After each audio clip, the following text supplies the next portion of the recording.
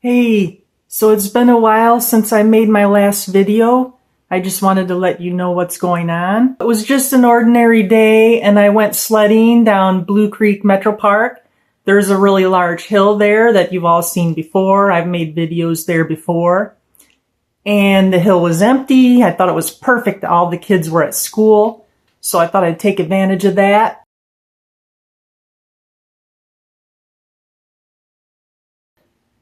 And unbeknownst to me, some kids had buried a ramp underneath the snow and it froze there. And I didn't see any ramp. I went down the hill at a high rate of speed, hit the ramp, and I was launched twice.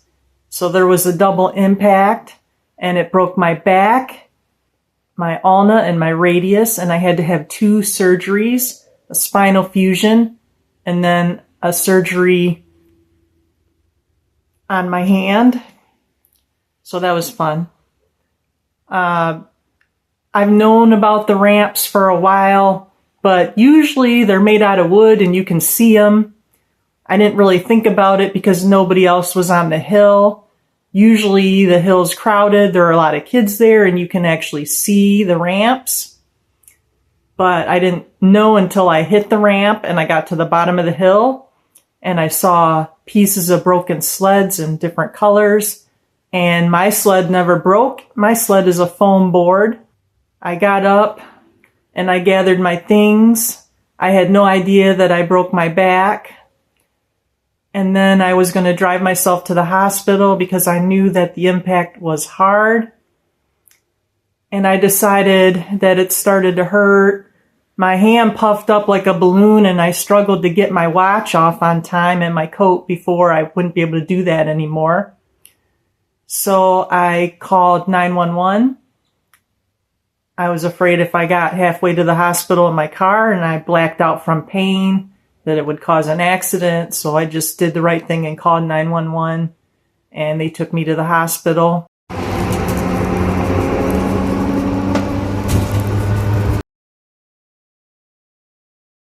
I'm hoping soon to be up and around and making more videos, but I'm probably going to be taking a little break from that. Right now, I'll show you the video that I was making when this accident happened, and I hope to see you soon. So I'm out here at Blue Creek Metro Park. You can see behind me the big sledding hill. Let's do it!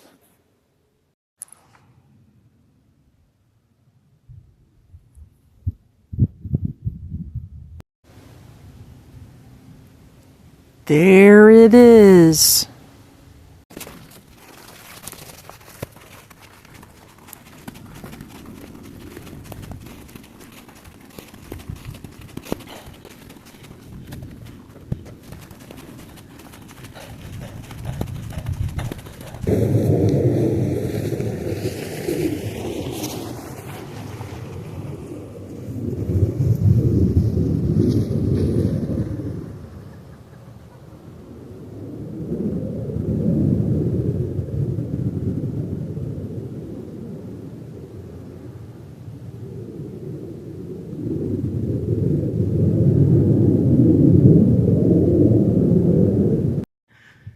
Now the snow's packed down really good here, so I went a lot faster than I thought I was going to go.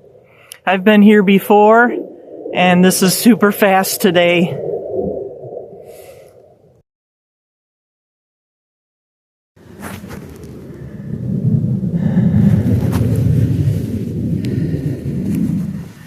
Do this.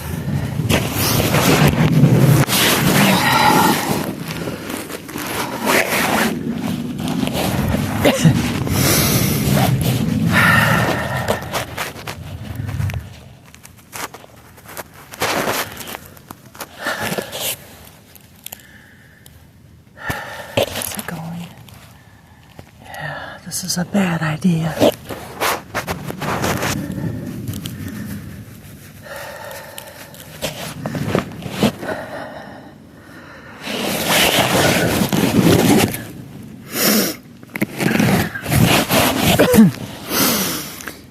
How do I do this?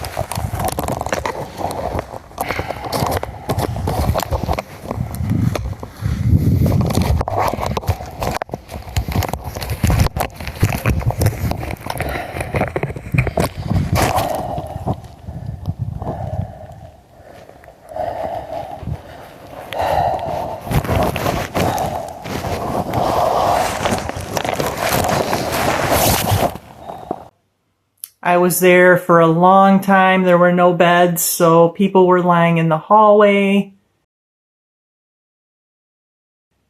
And it was probably not till evening when I actually got a bed. They had to fatigue my arm in order to put it back in place. That means they hung a 20-pound weight from my broken ulna and radius, a 20-pound weight for 20 minutes. And yes, I counted it as a workout. It really hurt. I have not experienced that kind of pain, but they were able to put it back in. And then I had a huge cast on my arm for 2 weeks. So it was really hard to get around because I'm not allowed to bend, lift, or twist because of my back. That means I have to try and hoist myself up with one arm, and that causes all kinds of other muscle fatigue.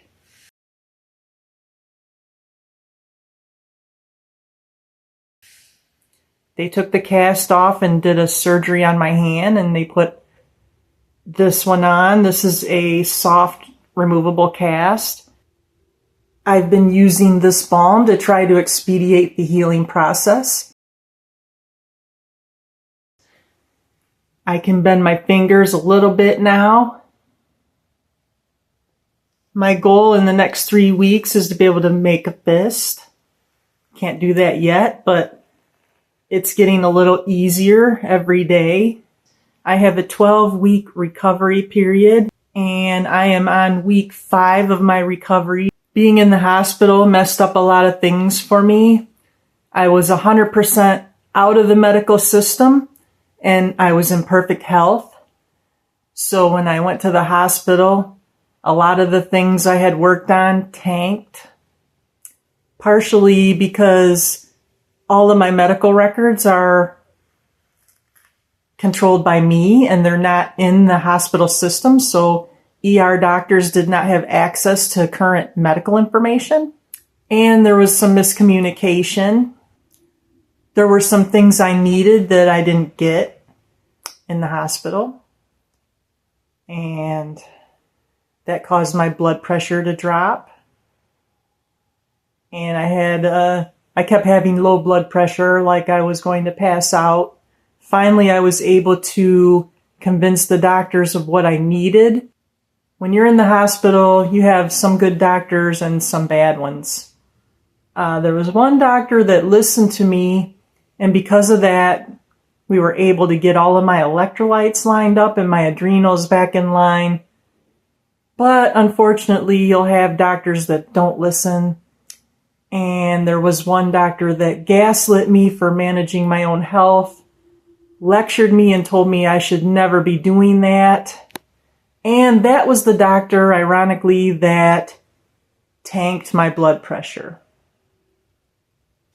The doctor that did my spinal fusion is a researcher. He wrote 49 peer-reviewed studies, and he has a patent on a bone graft device, which they used during my surgery. So I was really happy to meet him. He's very knowledgeable, and he doesn't recommend this surgery unless it's really, really necessary. So he told me if I didn't stabilize my spine, there's a chance I could become paralyzed later. So knowing what I know about him, I trusted him to do the surgery, and everything went really well.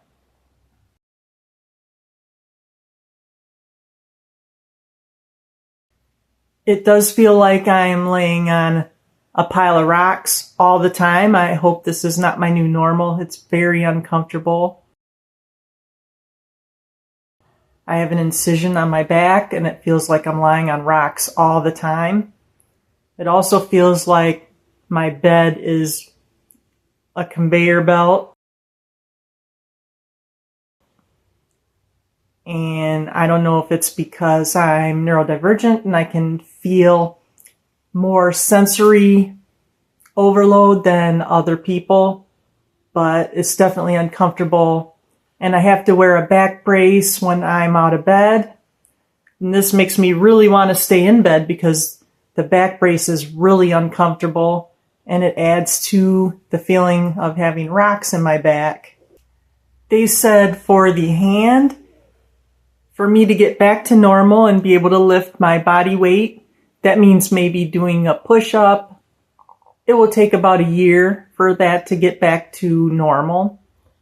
My back is going to take about the same amount of time before I can engage in any kind of sports. There are always going to be things that aggravate that, and it is possible for the screws to loosen. So there are a lot of activities that I'm probably not going to do anymore or can't do anymore. One thing I had happen during this whole ordeal, insurance. Insurance companies are so terrible. They denied the rehab that my doctor wanted me to have, and I have had all kinds of problems getting home health care to come out and help me out. People that don't show up, or they come out and they don't put stuff back, and they know I can't do it. There's been one physical therapist that's been here every week that's been really great. Other than that, it's been an epic failure on the home health care. A lot of times they want to come out and do a clipboard visit. They'll come out and sit next to your bed and ask you a bunch of questions, and it doesn't help you at all. And they count it as a visit towards your insurance. And insurance usually gives you a fixed number of visits. So I've had 4 clipboard visits already, and I'm really done with those visits. But also, I needed a shower bench, and the medical supply place didn't even have the one I needed. I had to buy it off of Amazon. So I would suggest to everybody, get a health savings account, put a little bit of money in there. Insurance, if you are relying only on insurance and you have an accident, you're going to get substandard care. You're not going to get what you need when you need it, and you might have to spend some of your own money. But believe me, when you're in pain, it's really worth it to have that extra money there and be able to spend it how you think it should be spent instead of how your insurance company thinks it should be spent. Now, I'll probably get reimbursed for the shower bench, but that's just one example of something I needed right away. And if they would have ordered it, I would have had to wait 2 weeks for it. So having a health savings account is the difference between getting you what you need right now and not getting it. So I highly recommend put your money in a high yield account, let it work for you until you need it, and also buy some clothes that are easy to get on and off. I have some clothes here that have snaps.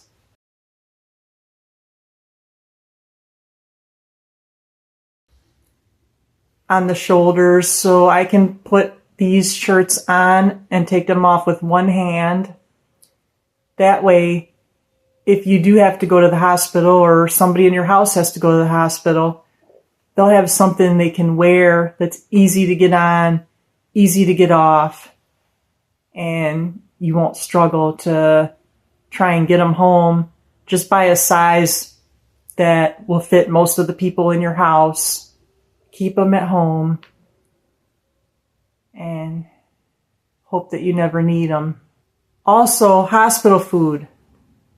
Hospital food will not help you heal. It will keep you constipated and inflamed. I'm going to show you what they tried to feed me.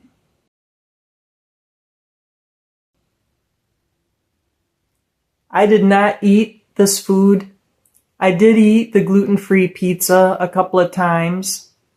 And the food, whenever I ordered breakfast, I would be lucky to get it at lunchtime. Sometimes I would have to change my breakfast order to lunch or my lunch order to dinner. But whenever I ordered food, it was always 3 hours late. When I didn't order food, that's when it would come. And then I didn't have any control over what was being served to me. And it was almost all simple carbohydrates, sugars, jello, milk, potatoes, rice, macaroni and cheese. These are not things you want. when you're trying to heal. Everything in the hospital is prepackaged except for some fruit. That was the only fresh thing that I saw. Everything else is prepackaged from a box, the soups, everything, and none of it really tastes very good. So our hospitals really have to do a better job of feeding people things that will aid their healing. It would have been great to have some organic bone broth for healing and maybe some fresh vegetables. Even the chicken was really dry. So make sure if you're in the hospital, you bring snacks, bring some meat sticks, protein, help you heal. I lived on protein sticks, meat sticks, and fat bombs that somebody brought to me because this food just doesn't cut it. I did meet some really great people at the hospital. You know I'm not a big fan of allopathic medicine, but there are some really good ones out there. Some of the nurses and physical therapists and doctors and aides that I've met and social workers, they took good care of me. Others not so much, but usually it takes about 5 minutes for you to tell if you have a good one or not. And I was at UTMC.